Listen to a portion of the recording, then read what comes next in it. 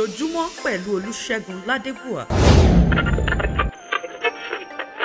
Episteli ti Pọ́ọ̀lù àpòstélì sí àwọn ará Éfésù orí kejì. Ṣe nípa uṣẹ́ kọ́níkọ́ní má ba ruga nítorí àwárí uṣẹ́ ọwọ́ rẹ̀ rà àti dá nínú Kristi Jésù Olódùmarè ẹni rí uṣẹ́ rere rẹ̀ rí Ọlọ́run Olódùmarè ti pèsè tẹ́lẹ̀ rí àwa ká lè máa rìn inú wọn túdà náà máa níran ọfọ nígbà àtijọ́ tẹ́lẹ̀ rí ẹ̀mẹ́rẹ̀ ti jẹ́ kéfìrí nípa ti ara rí ọmọ ra ń pè ní akọ́là tá àfọwọ́ṣe nípa ti ara ń pè ní aláìkọ́là ọfọ náà dénà ẹ̀mẹ́wà aláìnẹ̀ Kristi Jésù Olódùmarè ẹni mẹ́jẹ́ àjòjì sí àǹfààní àwọn ọlọ́tọ̀ Ísírẹ́lì àti àlejò tí ọmọ májẹ̀mú lè rí náà náà ìnẹ́ òrètí àti náà ìnẹ́ Ọlọ́run Olódùmarè nàyè. Bíbélì dùn ká lédè Ìjẹ̀bú pẹ̀lú Olúṣẹ́gun Ládébùà.